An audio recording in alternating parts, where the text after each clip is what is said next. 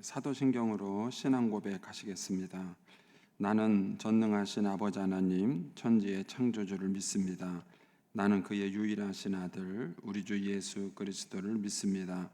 그는 성령으로 잉태되어 동정녀 마리아에게서 나시고 본디오 빌라도에게 고난을 받아 십자가에 못 박혀 죽으시고 장사된 지 사흘 만에 죽은 자 가운데서 다시 살아나셨으며 하늘에 오르시어 전능하신 아버지 하나님 우편에 앉아 계시다가 거기로부터 살아있는 자와 죽은 자를 심판하러 오십니다. 나는 성령을 믿으며 거룩한 공교회와 성도의 교제와 죄를 용서받는 것과 몸의 부활과 영생을 믿습니다. 아멘. 우리 찬송가 419장 찬송 하나님께 드리겠습니다. 419장 찬송입니다.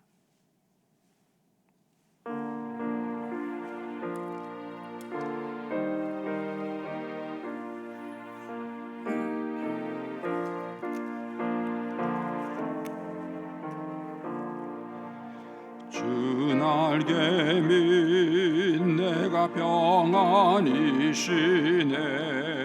밤 깊고 비바람 불어쳐도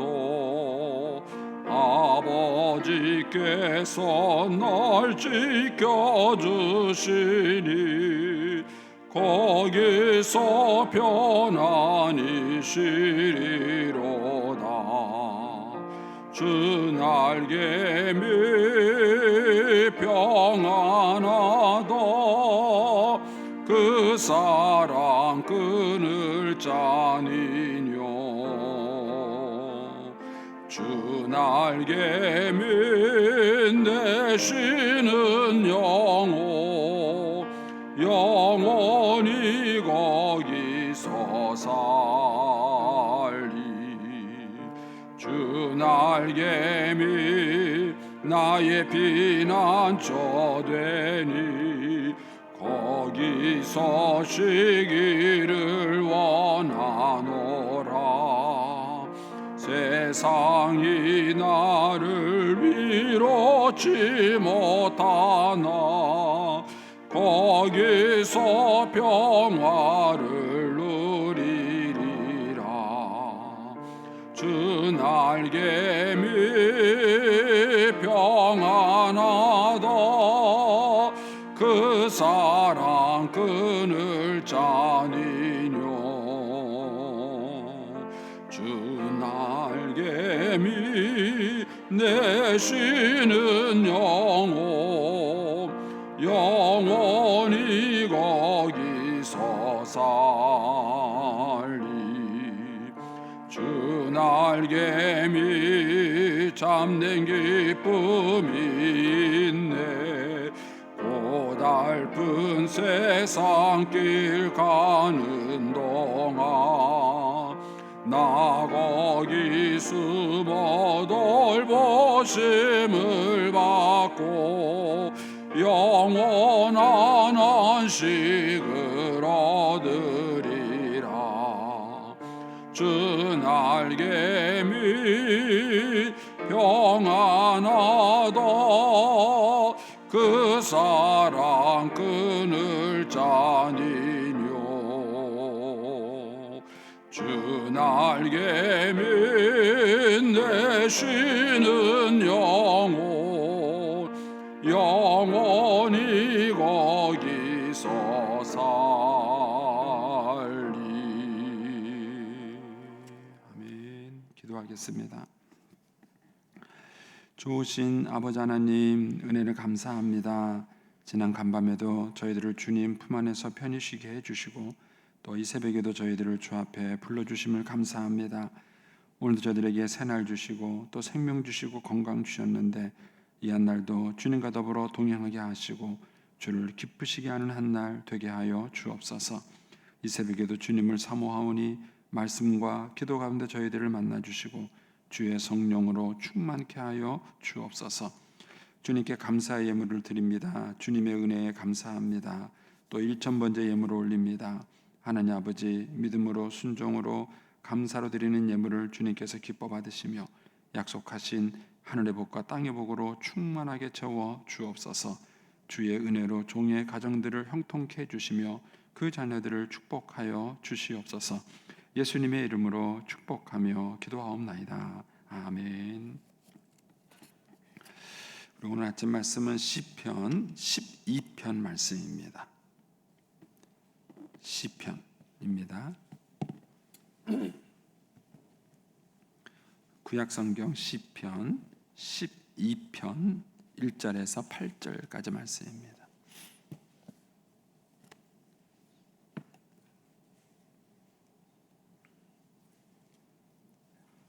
(12편) 1절에서 8절 우리 같이 봉독하겠습니다. 여호와여 도우소서. 경건한 자가 끊어지며 충신한 자들이 인생 중에 없어지나이다. 그들이 이웃에게 각기 거짓을 말하며 아첨하는 입술과 두 마음으로 말하는도다. 여호와께서 모든 아첨하는 입술과 자랑하는 혀를 끊으시리니 그들이 말하기를 우리의 혀가 이기리라. 우리 입술은 우리 것이니 우리를 주관할 자 누구리요 하미로다. 여호와의 말씀에 가난한 자들의 눌림과 궁핍한 자들의 탄식으로 말미암아 내가 이제 일어나 그를 그가 원하는 안전지대에 두리라 하시도다. 여호와의 말씀은 순결함이요 흙 도가니에 7번 단련한 은 같도다. 여호와여 그들을 지키사 이 세대로부터 영원까지 보존하시리이다. 비열함이 인생 중에 높임을 받은 때에 악인들이 곳곳에서 날뛰는도다. 아멘. 이 새벽에도 주의 은혜와 축복이 함께 하시기를 축원합니다. 먼저 광고 하나 드리겠습니다. 우리 교회의 김평현 집사님께서 어제 하늘나라 가셨습니다. 또 저희 교회의 김명희 집사님 모친이기도 하십니다. 장례식장은 규암농협 장례식장 101호고요. 장례식은 기독교 예식으로 하지 않습니다. 그 김명희 집사님이 막내딸인데 위에 이제 오빠들하고 언니들이 신앙생활을 하지 않기 때문에 아마 이제 일반 장례로 하기로 결정이 된 것 같습니다. 그래서 저희 교회에서는 오늘 오후 2시에 위로 예배를 드리도록 하겠습니다. 교회에서는 1시 50분에 출발을 합니다. 발인은 내일 오전 9시입니다. 우리 김평현 명예 집사님은 이제 2여전도회고요. 우리 김명희 집사님은 16여전도회입니다. 구역은 1교구 6구역입니다. 위에서 기도해 주시기 바랍니다. 저희가 이제 오늘부터 이제 시편 말씀을 이제 7월 말까지 보겠습니다. 예전에는 이 생명의 삶에서 이렇게 책별로 이렇게 큐티를 진행을 했었어요. 그래서 한동안 처음에는 큐티를 시편을 1편부터 중간까지 쫙 했었는데 시편만 계속 또 묵상하니까 이제 어려움이 좀 있어요. 그래서 이제 그 후에는 이렇게 중간 중간에 한 권씩 책을 끝날 때마다 사이사이에서 이제 시편을 섞어서 묵상하도록 그렇게 책이 구성이 되어 있습니다. 오늘부터는 그래서 시편 12편을 이제 7월 말까지 같이 우리 이제 시편 내용을 묵상하도록 하겠습니다. 이 시편 12편에 보면은 다윗의 시라고 되어 있습니다. 다윗이 언제 지은 시인지는 분명하지 않습니다. 그러나 우리가 이제 다윗의 인생을 알기 때문에 이 시편의 내용을 보면 다윗이 언제쯤 이걸로 지었겠구나라고 우리가 추정은 할 수 있습니다. 근데 이제 이 시편이 축복이 되는 것은 뭐냐면은 성경에는 사건들이 나와 있죠. 어떤 사건들이 어떻게 발생이 되고 진행이 됐는지를 이렇게 설명이 되어 있고 그 사건 속에 이제 하나님의 마음과 뜻이 들어 있습니다. 그리고 또 이제 아니면 하나님께서 직접적으로 우리들에게 이제 교훈하는 말씀이 기록되어 있습니다. 그런데 그 어떤 인간의 감정 그런 사건들 속에 일어났을 때에 그 속에 있었던 어떤 그 신앙인들의 갈등과 고민 이런 것들은 다른 성경에서는 약해요. 근데 이 시편에서는 그런 내용들이 아주 풍부합니다. 그 시편 기자가 가지고 있는 그 내면의 갈등, 고민 이런 것들이 아주 잘 표현되어 있고 또 이제 그런 것들을 어떻게 이 시편 기자들이 신앙적으로 대처를 하고 극복했는지 이런 내용들도 아주 시편에 풍성합니다. 그래서 여러분들이 주기적으로 시편을 보시는 게 신앙생활을 이렇게 건강하게 하는데 아주 좋고요. 기도 응답의 아버지라고, 고아의 아버지고 기도 응답의 아버지로 불렸던 조지 물러, 일생이 뭐 5만 번의 기도 응답을 받았다 그러죠. 그 조지 물러도 아주 즐겨 읽었던 것이 시편입니다. 그래서 이제 그가 이제 하나님 앞에 심각하게 기도할 내용들이 있으면 그가 늘 이 시편을 읽으면서 하나님께 기도했다는 말이 있습니다. 그래서 이 시편이 여러 가지로 유익합니다. 자, 오늘 본문에도 보면 이제 다윗이 이제 어떤 어려움을 겪고 있는 거예요. 근데 그게 어떤 어려움이냐 하면은 말 때문에 겪고 있는 어려움인 것입니다. 사실 이제 성경에서 많이 나오는 교훈 중에 하나가 말이에요. 잠언에서도 많이 언급되어 있는 교훈 중에 하나가 말입니다. 그래서 이 말이라는 것이 신앙생활에 대단히 중요해요. 우리가 어린아이들을 교육시킬 때 여러분들이 말을 교육시키는가 모르겠어요. 일단은 말을 뭐 욕하지 말고 좋은 말을 써라. 이것도 가장 기본적인 욕이죠. 욕이 아니라 기본적인 교훈이죠. 그런데 그런 것뿐만 아니라 말을 크게 하느냐 작게 하느냐 하는 문제, 그 다음에 말을 어떻게 해서 표현하느냐 하는 문제, 이런 것들이 대단히 중요합니다. 사실 부부 사이의 갈등도 대부분 대화가 단절된 거예요. 그 대화라는 게 결국은 뭐냐면 말이죠. 이 말을 지혜롭게 하지 못하기 때문에 생기는 문제들이 굉장히 많고요. 또 신앙적으로 타락했을 때 나타나는 현상 중에 하나는 뭐냐면 말입니다. 또 우리가 예수 믿고 거듭났을 때 달라지는 것이 말이에요. 그래서 성령께서 임하실 때에 방언을 하는 것도 일종의 하나님께서 언어를 바꾸시는 것에 대한 하나의 증표이기도 하는 것입니다. 그러니까는 이 말을 바꿀 수 있다는 것이 참 어려워요. 웬만해서는 이 말을 잘 바꿔지지 않습니다. 그런데 우리가 정말 성령의 감동과 은혜를 받은 사람이라면 말이 이제 굉장히 변화가 있는 걸 알 수 있습니다. 그래서 어떤 사람이 신앙이 성숙했는가, 성숙하지 않았는가 하는 것들은 말을 보면 알 수 있고요. 그 교회가 성숙한 공동체인지 미숙한 공동체인지도 판별하는 게 말입니다. 그래서 여러분들도 뭐 경험하셨겠지만은 교회 와서 교인들이 많이 상처받는 것 중에 하나가 뭐냐면 말이에요. 그 말 때문에 상처받고 말 때문에 또 위로를 받기도 하는 것이 말인 것이죠. 가정 안에서도 그래요. 평안한 가정은 가정 안에서 이루어지는 대화와 말이 굉장히 평안합니다. 그러나 가정이 건강하지 못하면 가정 안에서 이루어지는 말들이 서로를 향해서 굉장히 공격적이 됩니다. 한 사회도 마찬가지입니다. 한 사회도 그 사회가 건강하면 소위 말하는 이 언어, 뭐 언론이라고 말할 수도 있겠죠. 이 언어 기능이 굉장히 순화된 그 사회입니다.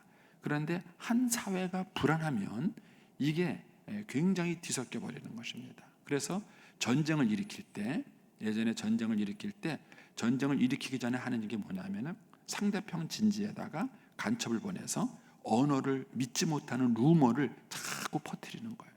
그런데 사회가 건강하면 그 루머가 안 통합니다. 뭔 소리야? 그거 안 통해요. 그런데 사회가 불안정하면 그 루머가 통합니다. 그래서 막 사회가 혼란스러워져요. 그렇게 혼란스럽게 하고 난 다음에 전쟁을 일으키는 것입니다. 그만큼 이 말이라는 것이 갖고 있는 위치가 대단히 큽니다. 자, 오늘 본문에도 보면 다윗이 이제 시편 오늘 그 1절에 이렇게 말하죠. 여호와여 도우소서, 경건한 자가 끊어지며 충신한 자들이 인생 중에 없어지나이다. 이 사회가 병든 사회예요.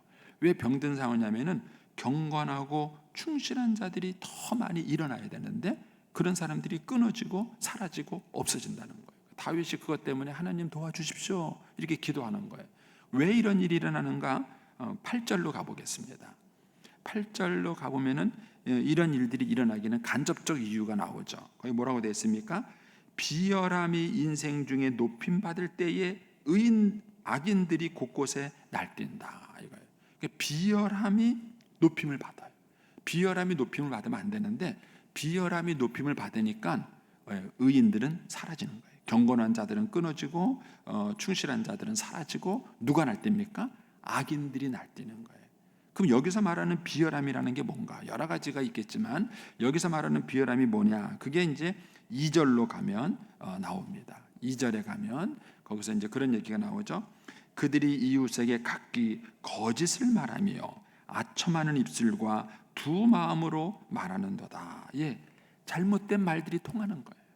이 비열한 일이라는 것은 거짓말, 술수, 비난 등등 어떤 이런 잘못된 말들이 인정을 받지 않아야 되는데, 그런 것들이 8절에 의하면 뭐예요?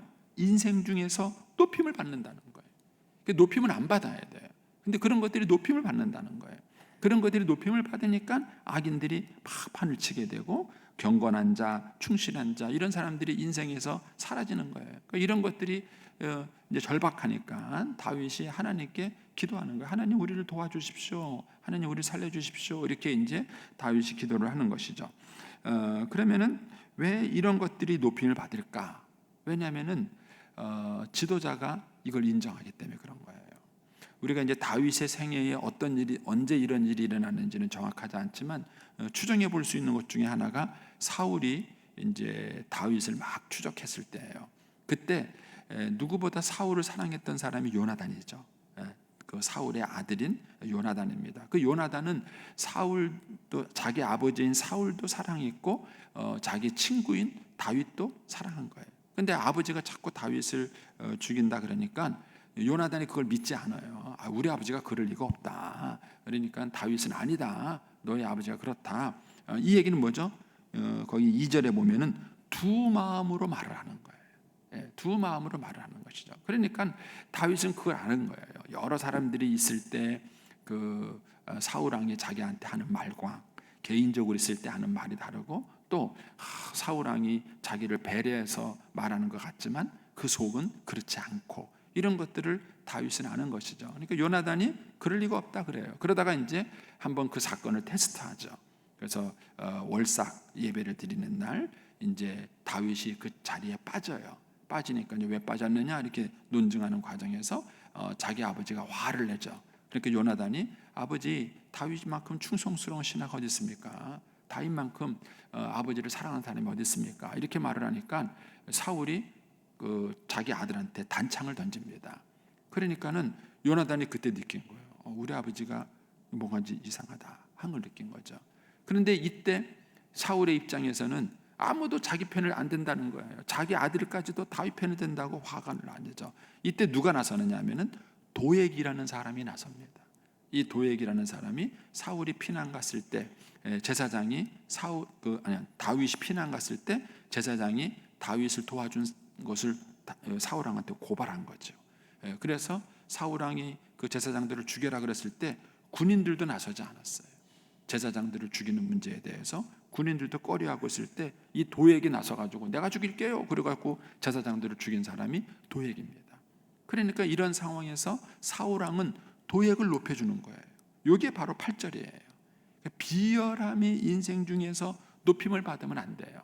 그러니까는 사울이 요나단 같은 사람, 다윗 같은 사람을 귀하게 보고 그 다음에 도액 같은 사람을 멀리해야 되는데, 사울 왕이 무조건 자기 편을 들어주는 도액 같은 사람을 높이 드는 거예요. 이런 것들이 높임을 받는 거예요. 비열함이 높임을 받고, 소위 말하는 거짓말, 아첨하는 말, 두 마음으로 하는 말, 이런 것들이 높임을 받는 것이죠. 이런 것들이 막 높임을 받으면 어떤 일이 벌어집니까? 악인들이 더 날뛰고, 그 다음에 견고한 자가, 충실한 자가 인생 중에 없어지게 되는 거예요. 자, 그런데 이 사람들이 이렇게 하는 이유가 뭐냐? 그게 4절에 나와 있어요. 4절에 보면 이렇게 말하죠. 그들이 말하기를, 그들은 이제 이 악인들입니다. 그들이 말하기를 우리 혀가 이기리라. 우리 입술은 우리 것이니 우리를 주관할 자가 누구리요? 이렇게 말합니다. 두 가지 이분들이 착각을 하고 있는 거죠. 하나는 뭐냐면 우리 혀가 이기리라 이렇게 말해요. 왜냐하면 지금까지 거짓말하고 술수하고 뒤에서 모함하고 이렇게 통한 거예요. 사실 거짓말도 처음 해보면요 재밌다 그래요. 왜냐니까 통하니까. 우리가 이제 뭐 그 양치기 소년, 그 어린 아이들 동화 얘기를 하잖아요. 처음에 와 늑대다 그러니까 사람들이 우와 하고 뛰어오잖아요. 얼마나 재밌어요. 재밌고 또 거짓말을 하는데도 말이 통하는 거예요. 그러니까는 어떤 생각을 갖고 있냐면 우리 혀가 이긴다는 거예요. 내 방법이 통한다는 거예요. 이 거짓이 통한다고 그들은 생각하는 거죠. 이게 첫 번째 착각이에요. 두 번째 착각은 뭐입니까? 우리 입술은 우리 것이다. 그러니까 이 입이 내 것이라고 생각하는 거예요. 가장 큰 착각입니다. 여러분, 말하는 게 권리입니까? 은혜입니까? 여러분, 태어나면서부터 말을 못 하시는 분이 있어요. 말을 못 하는 거예요. 저는 이제 농아인 교회에서 이제 목회하시는 분 얘기를 들었어요. 농아인들은 찬송 어떻게 부를까요? 예? 농아인들 찬송 수화로 불러요. 예. 저는 이제 농아인 교회 가서 예배 드리고요. 그 충격을 받았어요. 예. 절대 농아인 교회는 조용합니다. 예. 그리고 수화로 그분들이 하나님께 찬양을 드려요. 여러분, 이 말할 수 있다는 거, 이거는 엄청난 은혜예요. 말할 수 있는 거는 당연한 권리가 아니에요. 그래서 저와 여러분은 하나님 앞에 갔을 때에 말 때문에 반드시 심판을 받을 겁니다. 왜냐하면 농아인들은 말할 수 있는 능력을 안 받았기 때문에 말 때문에 받는 심판이 없어요. 왜? 그들은 애초부터 그 은혜가 주어지지 않은 거예요. 그러나 저와 여러분은 달란트 비유에 의하면은 저와 여러분은 말할 수 있는 달란트를 받은 거예요. 그런데 우리는 이 말이 하나님 앞에서 언젠가는 책임을 져야 될 거라는 생각을 아무도 하지 않는 것 같아요. 아무도. 그러니까는 너무 쉽게 말에 대한 실수를 많이 하는 거죠. 얼마나 실수가 많으면 야고보도 뭐라 그랬습니까? 우리가 만일 말에 실수가 없으면은 온전한 사람이라 그렇게 했습니까? 그러니까는 말에 실수가 없는 사람은 아무도 없겠죠. 예, 아무도 없을 겁니다. 그러나 어떻게 우리가 이 실수를 줄이느냐 하는 것이죠. 근데 이 악인들이, 이 다윗 시대의 악인들이 잘못된 것 중에 하나는 뭐냐면 말할 수 있는 능력을 자기 것이라고 생각하는 거예요. 자기 것이라고 생각하는 거예요. 우리 신자들이 이 세상에 살아갈 때에 이 빚진 자의 마음이라는 것이 참 중요해요. 사도 바울은 내가 복음의 빚진 자다라는 마음을 가졌기 때문에 평생 그가 선교사적인 삶을 살은 거예요. 근데 우리는 복음에만 빚진 게 아니에요. 좋은 가정에서 태어났다면 그거 빚진 거예요. 우리 가정이 행복하다면 그거 빚진 거예요. 만약에 내가 말할 수 있는 능력이 있다면 그거 빚진 거예요. 여러분, 저와 여러분이 건강하게 생각하고 판단할 수 있다는 거, 그거 뭐예요? 그것도 하나님께 빚진 거예요.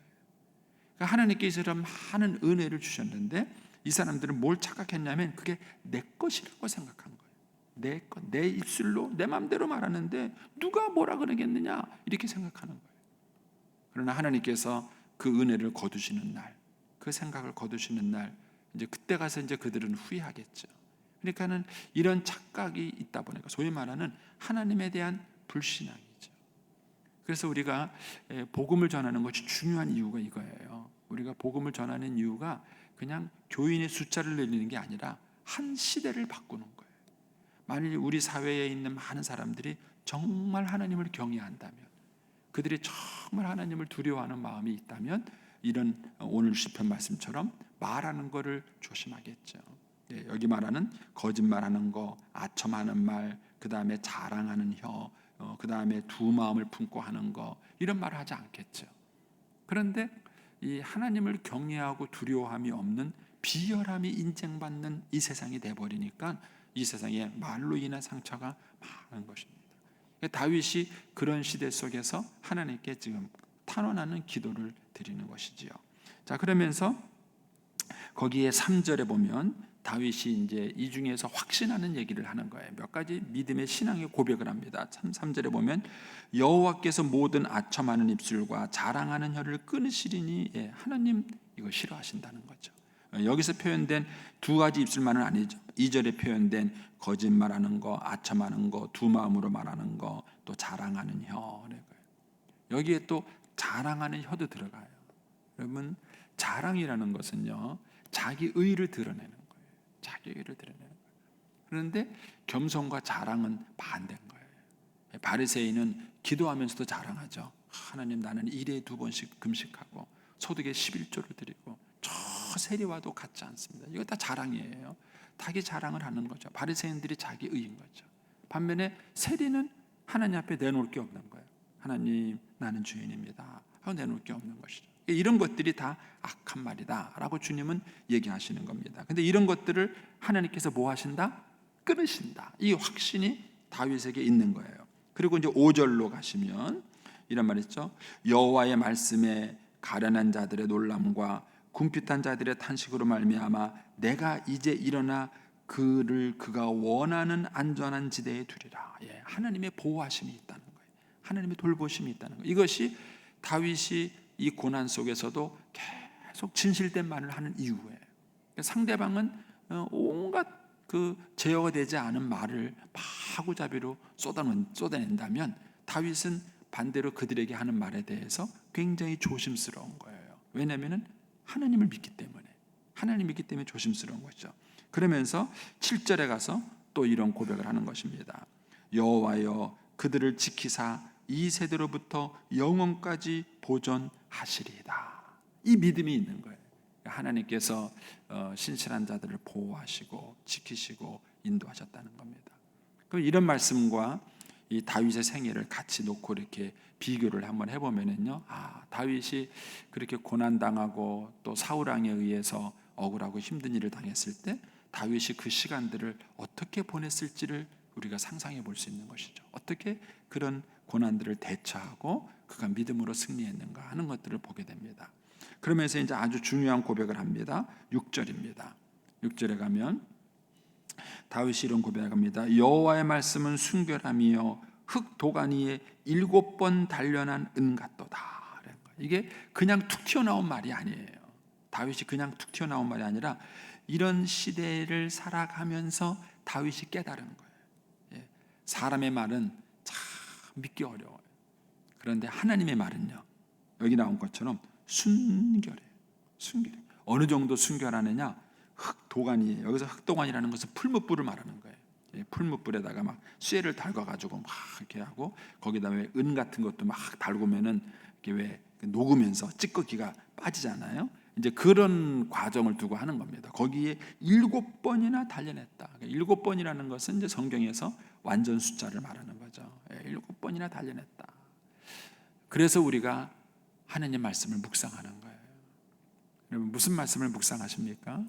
우리는 이제 누군가에게 상처받는 말, 또 누군가에게 어떤 나쁜 말 들으면은요, 자꾸 우리는 그걸 묵상해요.